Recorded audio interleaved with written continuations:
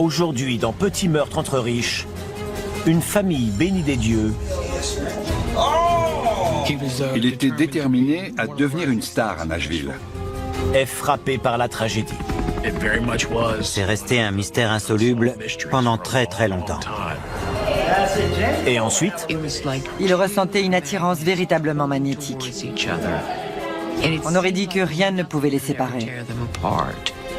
l'histoire d'amour de toute une vie est une révélation sur un lit de mort. Je n'arrêtais pas de lui demander qui vous a tiré dessus, Danny. Qui vous a tiré dessus? Je m'appelle Christopher Mason. L'amour est une chose merveilleuse. Plus encore si elle est accompagnée de caviar, de vacances dans les Caraïbes et de bijoux de 24 carats. Mais même les plus fortunés peuvent finir par découvrir que l'amour est un luxe qu'on ne peut s'offrir quand un couple est en faillite.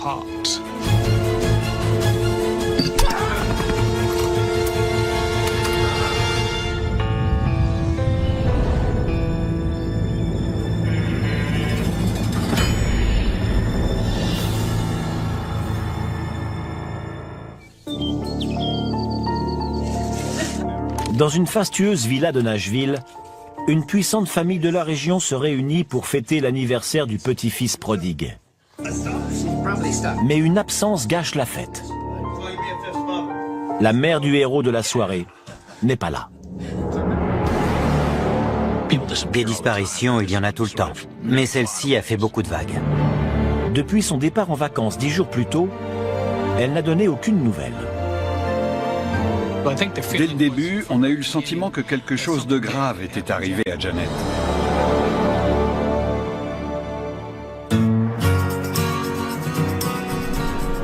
En 1996, Nashville est une ville qui a le vent en poupe. La capitale de la country danse au son des caisses enregistreuses du monde des affaires. C'est l'endroit parfait pour un avocat ambitieux, Perry March, et sa femme Janet. Perry était une étoile montante dans le monde des avocats. Il avait rencontré un certain succès dans plusieurs affaires et il voulait vraiment devenir une star à Nashville. Et il vit justement au milieu des stars, à Forest Hills, le quartier des célébrités de la country. En se faisant construire une résidence de plus de 450 mètres carrés, les March ne font pas mystère de leur fortune. Ils se sont fait construire une maison de rêve que Janet a elle-même décorée.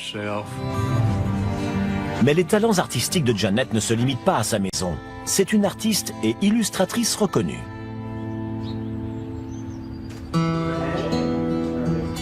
Janet Levin est tombée amoureuse de Perry March à l'université. Une fois mariés, le couple emménage à Nashville, la ville natale de Janet. En s'installant dans le sud profond, Perry fait tout sauf s'enterrer. Ce déménagement est pour lui synonyme d'ascension sociale. Il fait désormais partie d'une des grandes familles de la ville. C'était un nom qui comptait dans la communauté juive de Nashville. Larry, le père de Janet, est un membre éminent du corps juridique. C'était un avocat de premier plan, très respecté. Larry souhaite que son beau-fils marche sur ses traces. Il lui paye donc une prestigieuse école de droit. Il traitait Perry comme un fils. Il le soutenait financièrement. Il l'a fait entrer à la Vanderbilt. C'était une famille très unie et il l'aimait comme si c'était leur propre fils. À la fin du mois d'août 1996, les parents de Janet arrivent dans la villa du couple pour fêter l'anniversaire de leur petit-fils. Le père de Perry, Arthur, les y a rejoints depuis le Mexique. Janet, elle, n'est pas revenue de son voyage. Après s'être envolée pour la Californie 10 jours plus tôt, elle devait rentrer bien avant la fête. Elle avait tout organisé, envoyé les invitations, etc. Alors son absence était forcément très inquiétante. Janet n'est pas du genre à rater l'anniversaire de l'un de ses deux enfants. Ils se sont dit qu'elle traversait peut-être une crise personnelle, parce que ça ne lui ressemblait pas d'abandonner comme ça ses enfants auxquels elle tenait tant. 2 semaines exactement après l'avoir vu pour la dernière fois, ses parents et ceux de Perry signalent sa disparition à la police. Les inspecteurs demandent à Perry ce qui s'est passé le jour où sa femme est partie. J'ai besoin d'air. Du calme, du calme. Ça ne marche plus entre nous. Il admet que leur couple traversait un moment difficile. J'ai des projets, d'accord? Tu vas où? Il a expliqué qu'il s'était disputé le 15 août et qu'elle en avait assez de lui.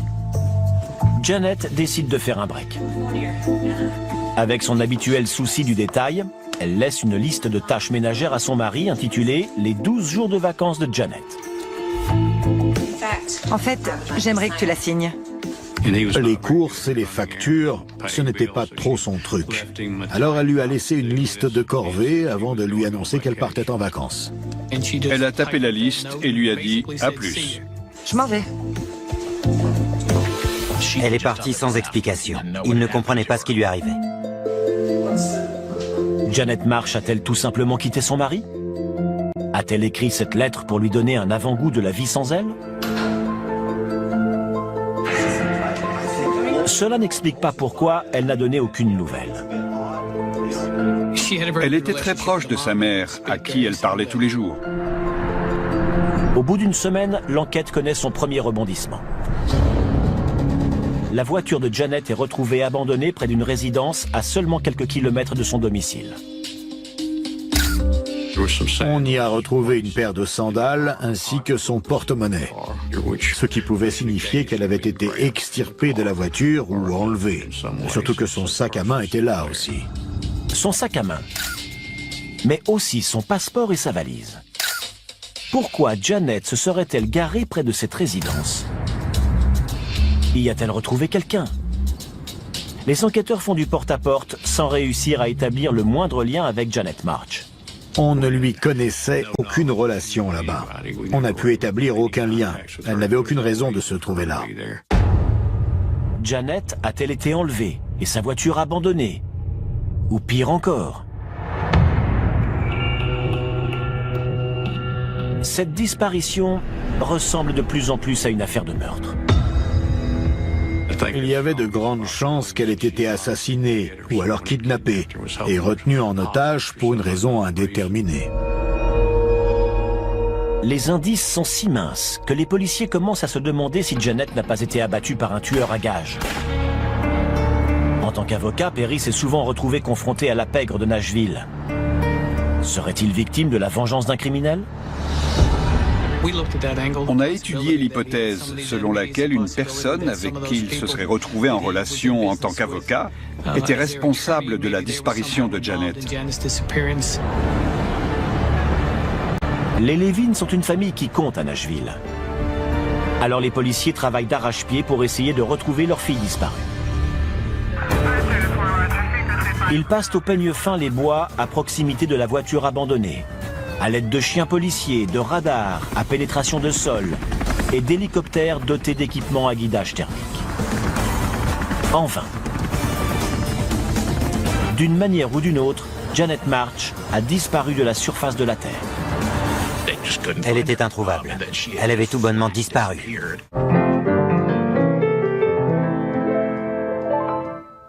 Normalement, la seule chose susceptible d'interrompre la frénésie de la capitale de la country, c'est le grand Ole-Opry du samedi soir. Mais en cet été 1996, après la disparition de la fille d'une des plus puissantes familles de la ville, Nashville est agitée des rumeurs les plus folles. La plantureuse jeune fille de bonne famille a-t-elle été kidnappée? Assassinée? À moins que la belle ne se soit tout simplement fait la belle. Les mois passent et les enquêteurs écartent peu à peu la thèse d'un contrat lancé par la pègre. Mais ils suivent des centaines d'autres pistes. Vous recevez un tas d'informations et suivez un tas de pistes. Il y aurait un corps à tel endroit, elle aurait été aperçue à tel autre. Des gens appelaient même pour dire qu'elle avait été aperçue bien vivante dans tel ou tel état. L'histoire de la jeune maman disparue passionne le pays. Il y a eu une énorme couverture médiatique. Une femme comme Janet avait-elle pu s'enfuir en abandonnant ses deux enfants?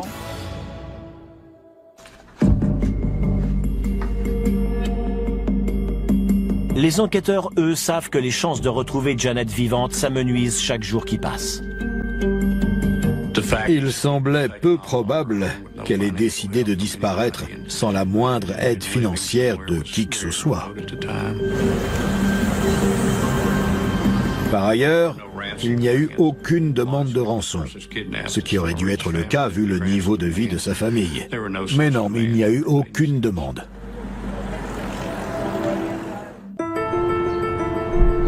Quatre ans après la disparition de Janet March, une cour de justice du Tennessee la déclare légalement morte. Le mystère va rester entier pendant encore 2 ans. Jusqu'à ce que Pat Postiglione, de l'unité des affaires classées de Nashville, récupère le dossier. La devise de l'unité des affaires classées, c'est « ne jamais renoncer ». Et c'est ce qu'on a fait. Alors qu'il réexamine les pièces à conviction, le sergent Postiglione et son équipe découvrent plusieurs questions laissées sans réponse. Je t'ai fait une liste de corvées. À commencer par la note laissée par Janet le jour de son départ. Pour ses parents, Larry et Caroline Levin, cette liste est bizarre. En général, Janet ne mettait pas de majuscules au début de ses phrases. C'était pourtant le cas sur cette note. Selon ses amis et ses proches, le style ne lui ressemblait pas. Mais alors, qui a rédigé cette liste et quand? Les enquêteurs ne le sauront jamais. Quand ils ont perquisitionné la maison après la disparition de Janet, ils ont découvert que son ordinateur avait été saboté. Le disque dur de l'ordinateur, qui avait servi à écrire la note, avait disparu. Dans la voiture de Janet, quelque chose d'étonnant avait également disparu. Il y avait son passeport et son sac à main. Mais ni brosse à dents, ni déodorant ou sous-vêtements, alors qu'elle était censée partir en voyage. Selon sa mère Caroline, c'est une valise qu'un homme aurait pu faire. Perry serait susceptible de fournir des explications, mais il n'est plus là. Le mari endeuillé est au Mexique avec ses 2 enfants. Il avait quitté le pays et était injoignable. Impossible de lui poser la moindre question concernant Janet. Perry ne répond pas aux questions des policiers. Mais d'autres proches de la famille le font à sa place. Ils expliquent que le couple était en pleine crise. Je ne comprends pas ce que tu fais. On s'était mis d'accord pour que tu me laisses du temps pour moi. Quand vas-tu réaliser que c'est une perte de temps? Visiblement, leur relation a tout de suite été orageuse. Ça va? Non, À l'été 1996, je passe mon temps à t'attendre. la fracture est si profonde qu'elle semble impossible à réparer.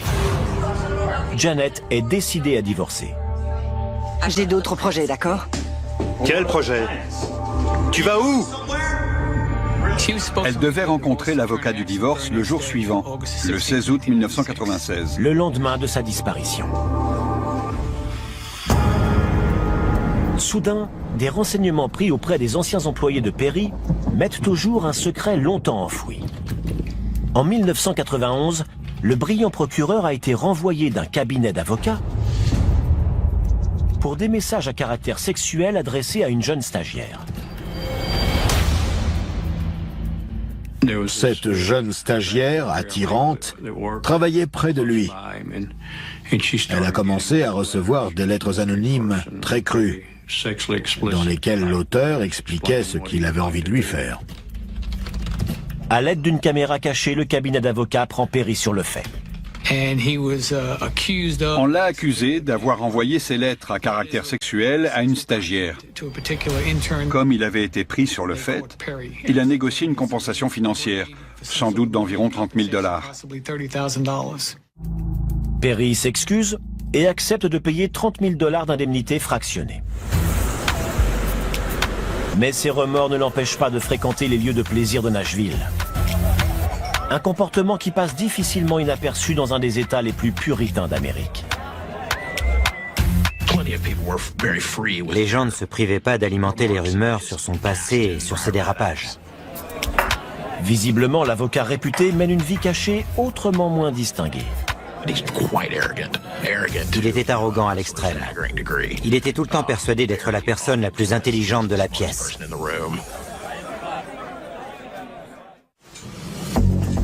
Perry n'a jamais avoué à sa femme pourquoi il avait quitté son précédent emploi.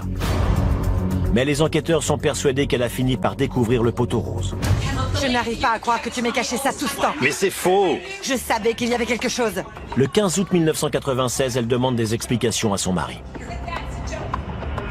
Je crois qu'elle lui a demandé de s'expliquer le 15, alors qu'elle devait voir son avocat le 16. La dispute a-t-elle été plus violente que ne l'affirme Perry? Ceci n'explique toujours pas pourquoi la voiture de Janet a été retrouvée à quelques kilomètres de chez elle. Jusqu'à ce qu'un témoin se manifeste. Un homme poussant un vélo dans le parking de la résidence. Perry March était un fanatique de cyclisme. Il avait un VTT, et justement, le témoin affirme avoir vu un VTT. À partir d'une coupure de presse, le témoin identifie l'homme comme étant Perry March. Ce témoignage a considérablement fait avancer l'affaire. En décembre 2004, Perry March est inculpé de meurtre. Mais en l'absence de corps et de preuves matérielles, les enquêteurs ne peuvent que compter sur leur intuition. L'affaire ne reposait que sur des preuves circonstancielles. Elle a disparu depuis des jours, Perry. 10 jours? Non seulement Perry est soupçonné de meurtre par la police, mais en plus, sa belle famille a mené sa propre enquête. Elle accuse Perry d'avoir détourné plus de 20 000 $ d'honoraires à l'époque où il travaillait pour le prestigieux cabinet d'avocats de Larry Levin. Concrètement, il détournait des honoraires qui auraient dû revenir au cabinet Levin. Pour commencer, il faut le faire sortir du Mexique. La procédure prendra 8 mois. Mais Perry est finalement extradé vers les États-Unis pour une autre affaire. Il y avait un problème avec son visa. Et le FBI s'est débrouillé pour engager des gens qui, en gros, l'ont enlevé en pleine rue.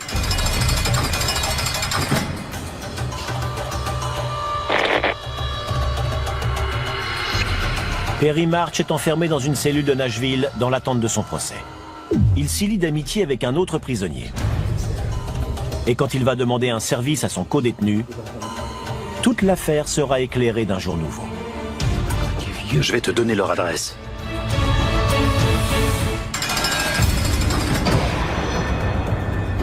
Derrière les murs d'une prison de Nashville, 2 détenus ont conçu un plan. Perry, un avocat bien sous tout rapport, vient d'être arrêté pour le meurtre de sa femme Janet. Alors qu'il attend son procès derrière les barreaux, il demande une faveur à son codétenu. Je vais te donner leur adresse.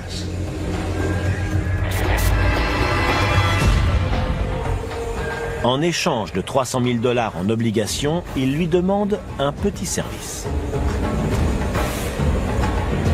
Perry a essayé de l'engager pour assassiner ses beaux-parents. Il a dit « Il veut que je tue les Levin quand je serai dehors ».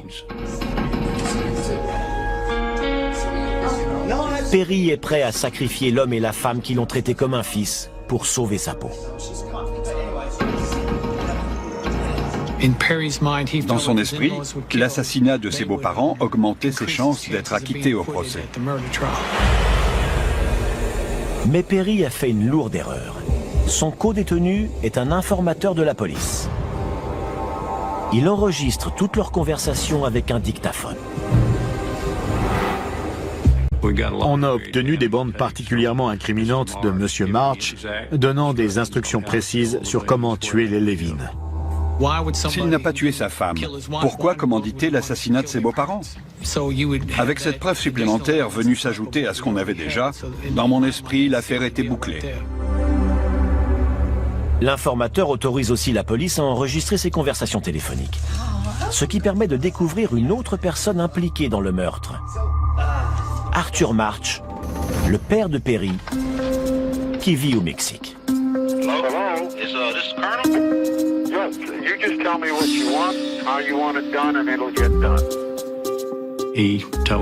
Il lui a expliqué comment dégoter un pistolet et aussi qu'il l'accueillerait chez lui dès qu'il aurait tué les beaux-parents et qu'il aurait la belle vie au Mexique.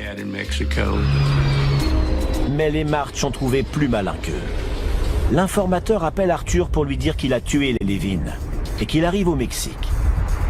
sauf qu'il n'est pas dans l'avion.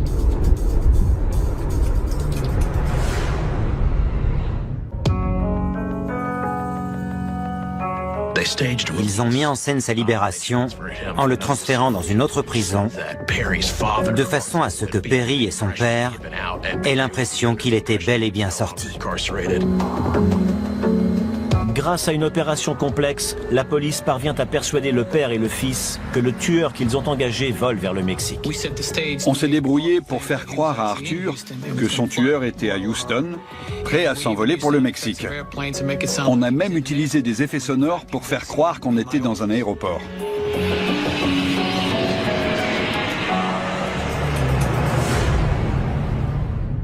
Arthur s'est pointé à l'aéroport pour le récupérer, sauf que c'est lui qui s'est fait cueillir par le FBI.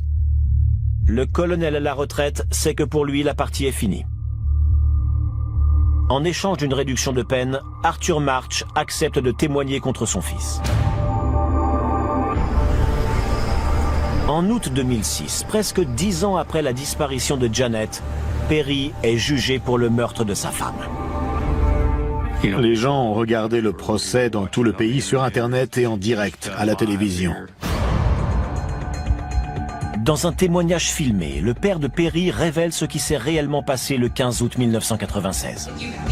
Tu m'as caché ça pendant des années. Je savais que tu n'avais pas quitté ce boulot sans raison. Je le savais. Tu ne m'as rien dit. Tu n'es qu'un menteur. Janet ne pardonne pas à Perry cette affaire de harcèlement sexuel, pas plus que l'échec de leur mariage. Tu es pitoyable. C'est toi qui es pitoyable. Tu fais honte à toute la famille. Selon Arthur, Perry lui aurait parlé d'une dispute entre Janet et lui. Regarde-moi quand je te parle. Regarde-moi quand je te parle. Tu es incapable de me regarder dans les yeux, n'est-ce pas? Il a ramassé une clé à molette. Tu n'es qu'une bête. Je n'arrive pas à croire que tu aies fait une chose pareille. Et l'a tué.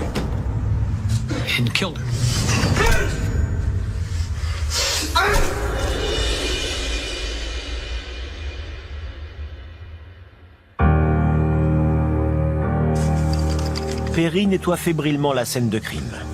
Il enveloppe le corps de sa femme dans des sacs poubelles et l'enterre non loin de là dans un terrain vague.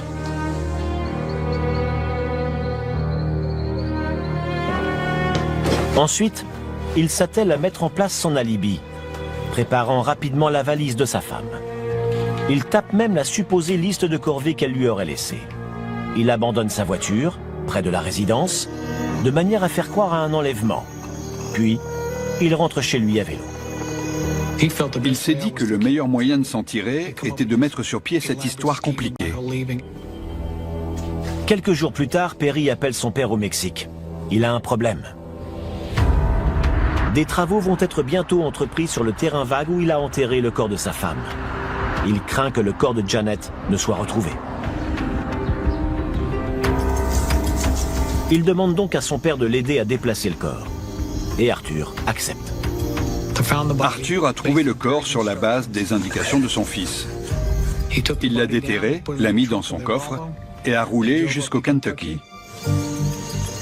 À 100 km de là, Arthur enterre à nouveau le corps sous un amas de broussailles.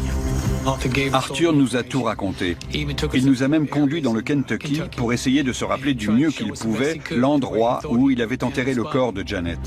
Mais 10 ans ont passé, Arthur a du mal à se souvenir de l'endroit précis. La police ne retrouvera jamais Janet March. J'ai passé pas mal de temps dans le Kentucky avec Arthur et les enquêteurs à essayer de retrouver l'endroit où il s'était débarrassé du corps de Janet. Mais il n'y est jamais parvenu parce qu'il avait fait ça de nuit. On pense que des gens ont dû brûler le tas de broussailles sans se rendre compte qu'il y avait un corps dessous. Ne pas retrouver le corps d'une victime, c'est dur. Nous allons continuer à chercher. Mais pour l'instant, nous n'avons rien trouvé. Pendant 10 ans, Perry March a cru qu'il s'en était tiré. Mais au bout du compte, c'est son propre père qui l'a trahi.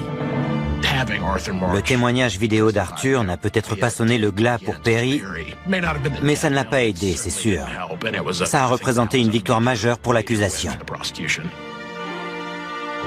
Le 6 septembre 2006, Perry March est reconnu coupable de meurtre. Il est condamné à 56 ans de prison. Il est également reconnu coupable de tentative d'assassinat sur les parents de Janet. Il n'a jamais montré aucune émotion, ce qui n'était pas très étonnant. Je ne l'ai jamais vu exprimer la moindre émotion. Même pour le bien de ses enfants, Perry n'a jamais admis avoir assassiné Janet. Leur mère n'est plus là et ils n'ont jamais pu lui dire adieu. Son corps n'a jamais été découvert. Perry ne leur a jamais dit la vérité et il ne le fera jamais.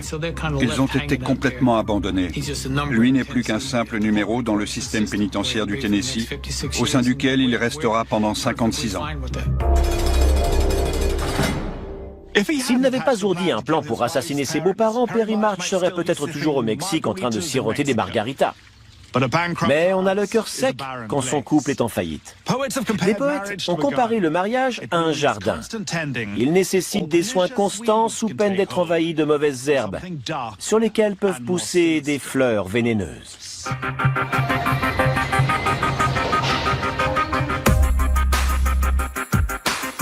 Au Texas, la réussite est synonyme de grosses voitures, de gros calibres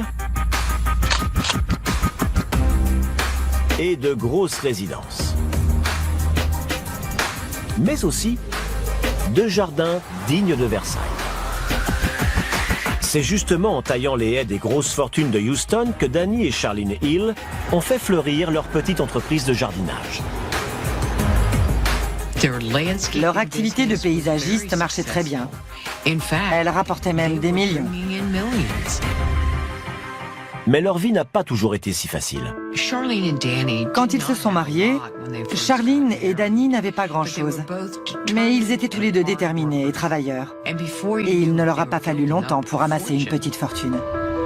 Au début des années 2000, les Hill ont quitté leur modeste logement pour une villa des beaux quartiers de Pecan Grove. Ils vivaient dans les quartiers chics. Ils conduisaient de belles voitures. Ils avaient des meubles magnifiques. Ainsi qu'une superbe collection d'armes dans laquelle Danny engloutit une bonne partie de son argent durement gagné. Danny était un passionné de chasse. Un nouveau fusil suffisait à lui faire tourner la tête. Une seule autre chose pouvait lui faire tourner la tête. Sa femme, Charlene. Quand ils se sont rencontrés, ils ont ressenti une attirance véritablement magnétique. On aurait dit que rien ne pouvait les séparer. Après 25 ans passés à monter leur affaire ensemble, ils semblent avoir tissé des liens indestructibles. Ils travaillaient très dur. Et ils étaient extrêmement attachés l'un à l'autre. Ils avaient accumulé beaucoup de biens et d'argent. Elle avait 3 magnifiques enfants, une superbe maison. Que demander de plus? Une seule chose. En 2006, après leur 25e anniversaire de mariage, Charlene et Danny décident de se retirer dans un ranch perdu des collines du Texas. Mais leur rêve va s'évanouir en un clin d'œil la nuit du 14 novembre.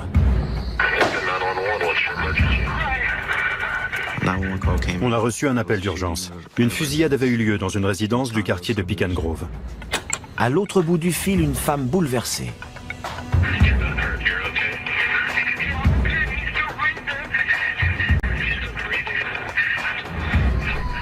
L'adjoint du shérif du comté de Fort Bend, José Trevino, fonce vers la résidence. J'étais le 2e à arriver sur les lieux. Trevino se rue à l'étage dans la chambre principale, où il découvre Danny Hill étendu dans une mare de sang. Son état était grave. Sa chemise était tachée de sang. J'ai noté qu'il était touché à l'estomac. On lui a tiré dessus à 3 reprises. Les secours luttent pour le maintenir en vie alors qu'il est toujours conscient. Trevino n'a que peu de temps pour agir. Je lui ai demandé plusieurs fois « Qui vous a tiré dessus, Danny ?»« Danny, qui vous a tiré dessus ?» Sous le masque à oxygène, l'homme a du mal à parler. « Enlevez ce masque. Danny, qui vous a tiré dessus ?»« Qui vous a tiré dessus ?»« Danny, dites-moi qui. Qui a fait ça ? Qui vous a tiré dessus ?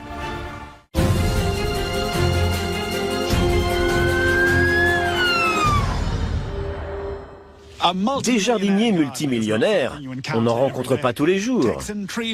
À force de tailler des haies, le Texan Danny Hill a fini par se tailler un véritable empire. Mais 3 balles ont mis un terme à son rêve. Alors que la vie le quitte peu à peu, Danny tente désespérément de révéler aux policiers qui lui a tiré dessus. Mais, comme le dit la devise locale, au Texas, tout est énorme, y compris la vérité. Je vous en prie. Dans la villa de Pecan Grove, les secouristes sont en train de perdre Danny. Les secouristes sont arrivés en même temps que nous. Ils s'occupaient de Danny dans la chambre. Il avait un masque à oxygène. J'ai allumé mon magnétophone dès que je suis rentré dans la résidence. Selon la procédure habituelle, l'adjoint du shérif enregistre la scène.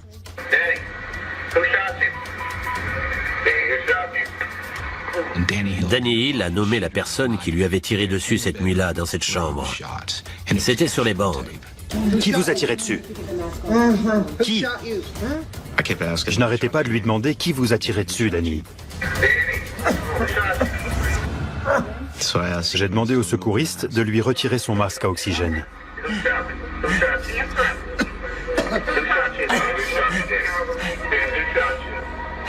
Danny répond dans un murmure. Ma femme. Je lui ai redemandé votre femme vous a tiré dessus et il a fait oui de la tête. Danny, c'est votre femme qui vous a tiré dessus?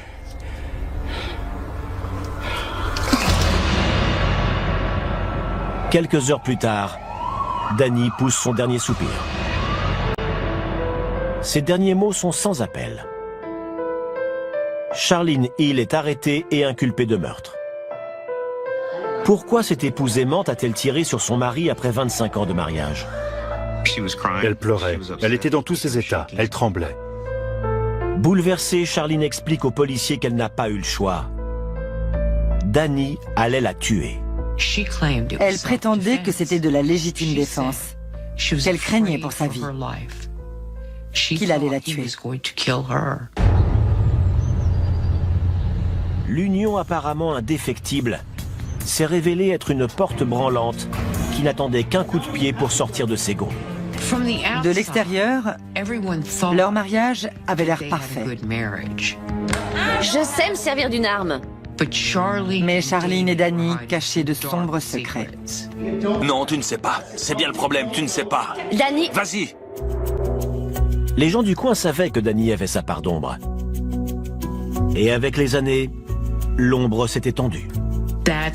Il a commencé à utiliser sa force physique et son ascendant psychologique pour faire de la vie de sa femme un véritable enfer. Coince-le dans le creux de l'épaule. Arrête de m'interrompre.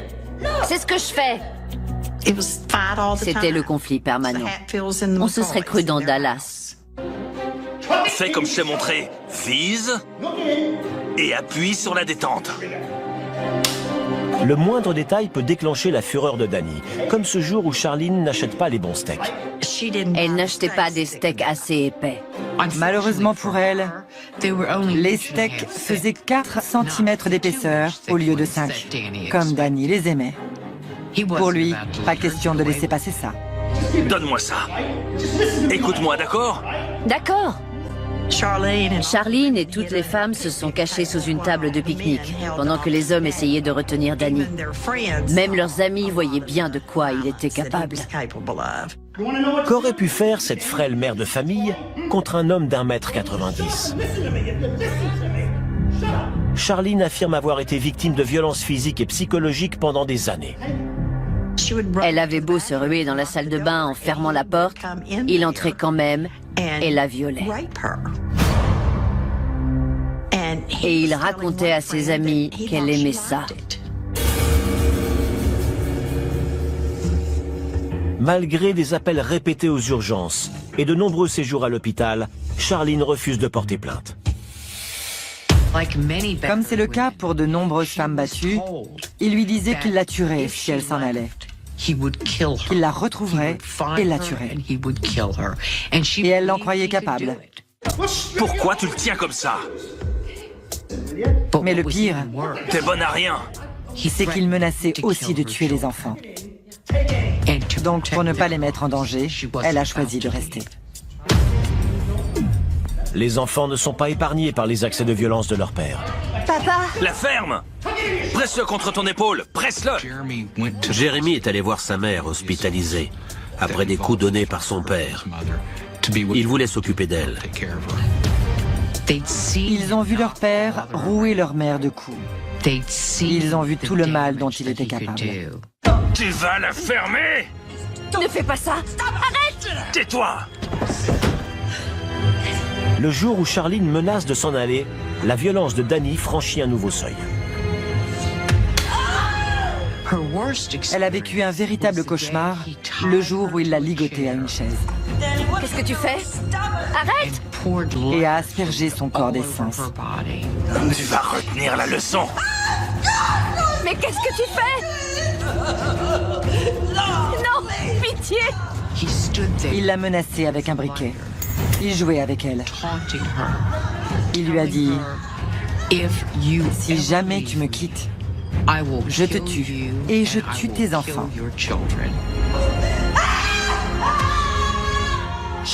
Il l'a laissée ligoter à cette chaise toute la nuit. Selon le récit de Charline, le soir du 14 novembre 2006, tout a commencé par un coup de téléphone du frère de Danny. Le frère a appelé Charline pour la prévenir que Danny allait rentrer à la maison et qu'il était furieux. Au revoir. Charline lui a dit « Ne t'inquiète pas, j'ai l'habitude. Je vais lui préparer son plat préféré, ça va le calmer. » Alors elle lui a fait des boulettes au poulet. Je vais le tuer! Je jure, c'est mon entrepôt! Mais quand Danny est rentré, impossible de le calmer. Il était hors de lui. Ils ont commencé à se disputer un peu partout à travers la maison, jusqu'à la chambre. Je t'ai préparé quelque chose. Tu pourrais... La ferme! Danny bout de colère. J'en ai plus qu'assez de vous tous! Charline sait de quoi il est capable dans ces moments-là. J'en ai jusque-là! C'est pas ma faute! Je te jure que je vais te tuer! Calme-toi! Ne me provoque pas! Elle a fait la seule chose qui lui est venue à l'esprit. Elle a sorti son pistolet et l'a posé sur le lit. Elle lui a dit « Ne me touche pas. Ne m'oblige pas à m'en servir. » Ne m'oblige pas à m'en servir. Tu vas me tirer dessus? Vraiment? Oui. Elle est persuadée que même désarmé, Danny est dangereux. Calme-toi, Danny, calme-toi. Selon le récit de Charline, il s'est avancé vers elle. Il était persuadé d'être le plus fort. Il était sûr d'avoir le dessus. Que jamais Charline ne tirerait la première. Danny, arrête!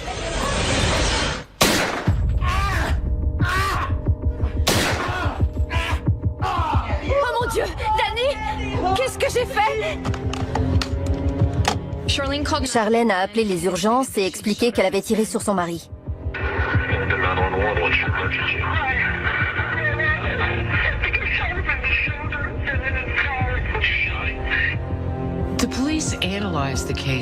À première vue, l'affaire était très claire pour les enquêteurs. Il s'agissait d'une victime de violences domestiques, soumise, abusée et battue depuis pas mal de temps. Pour eux, ça ne faisait pas l'ombre d'un doute. C'était de la légitime défense. C'est un cas typique d'homicide justifiable, comme on les aime au Texas. Jusqu'au jour où les enfants de Charline se mettent à raconter une toute autre histoire. Ses enfants se sont retournés contre elle. 3 ans auparavant, Danny et Charline avaient été victimes d'un grave accident de moto. Les enfants expliquent que cet événement a chamboulé la vie de leur père. Au cours de cet accident, Danny a souffert d'un traumatisme crânien qui a transformé sa personnalité. Du fait de cette blessure, ses tendances violentes ont complètement disparu. Danny a cessé d'être un monstre. L'accident l'a transformé. C'est devenu un gros chaton, un type merveilleux. Il s'est calmé. Charline a également été blessée dans l'accident. Elle a souffert de blessures permanentes à la jambe, qui la faisaient boiter. Si Danny est devenu un chaton, ses enfants affirment que leur mère, elle, s'est transformée en tigresse. Plus d'armes pour toi. Tu vas finir par te tirer dans le pied. Après des années de souffrance, C'est pas grave. Charlene prend sa revanche. Mais quel pauvre type. J'en ai marre de toi. Elle était horrible avec lui. Elle le titillait sans arrêt. Elle essayait de le mettre en colère, comme si elle voulait qu'il bascule à nouveau. Désormais, les enquêteurs se demandent si ces allégations de légitime défense ne seraient pas un énorme mensonge. J'ai eu l'impression que Charlene Hill ne disait pas la vérité, qu'elle essayait de se tirer d'affaire en déformant les faits et en faisant passer Danny pour quelqu'un qu'il n'était plus depuis l'accident. La population du comté de Fort Bend se presse au palais de justice pour assister au spectacle d'une mère affrontant ses enfants. Mais le verdict ne sera pas celui que les gens attendent. À l'automne 2009, 3 ans après les faits, Charlene Hill est jugée pour le meurtre de son mari multimillionnaire. Elle plaide la légitime défense. Mais 2 de ses enfants vont témoigner en sa défaveur devant la cour. Ils se sont levés pour témoigner devant le tribunal et ils l'ont pointé du doigt. Ils affirment que cette nuit-là, c'était Charlene l'agresseur. Plus d'armes pour toi. Tu vas finir par te tirer dans le pied. Ça a dû être dévastateur pour Charlene de voir ses enfants se lever devant tout le monde pour affirmer qu'elle était une personne horrible, qui avait volontairement tué son mari. Les assistants du procureur général, Chad Bridges et Jill Stotts, ont monté leur dossier contre Charlene Hill.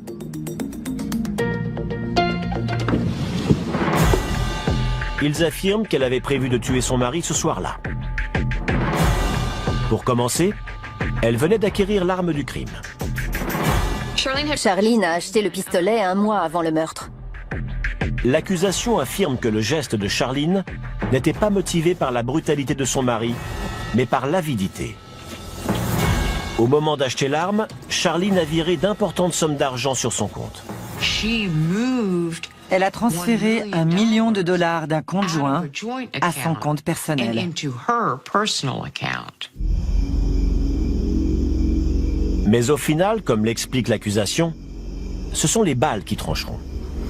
Les analyses médico-légales remettent en cause la version de Charlene. Elle affirme que Danny s'approchait d'elle quand elle a ouvert le feu. Les analyses ont montré que c'était impossible. Elles indiquent qu'il n'était pas en train d'avancer vers elle, mais de s'éloigner.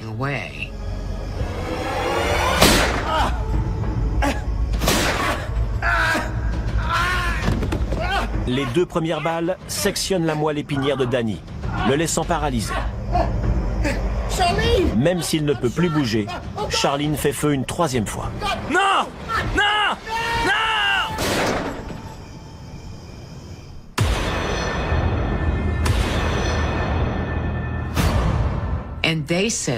Selon les analyses, la trajectoire des balles dans le corps indique qu'il était à terre et que Charlene a fait feu alors qu'elle se trouvait au-dessus de lui. Il y avait de multiples points d'entrée et de sortie dans le corps de Danny Hill. 3 balles l'ont transpercé, mais c'est la dernière qui l'a tué.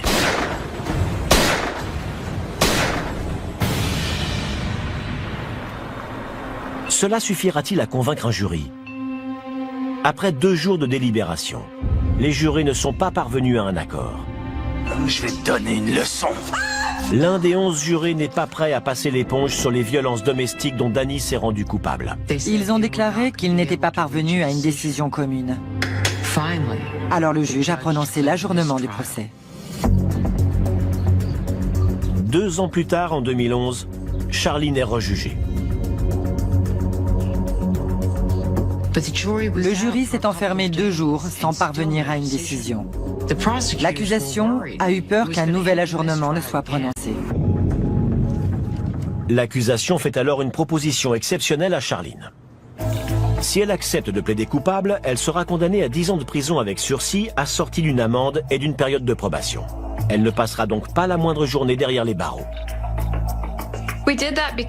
Nous avons fait cette proposition car la sentence nous paraissait appropriée, compte tenu du fait qu'elle avait été victime de violences domestiques.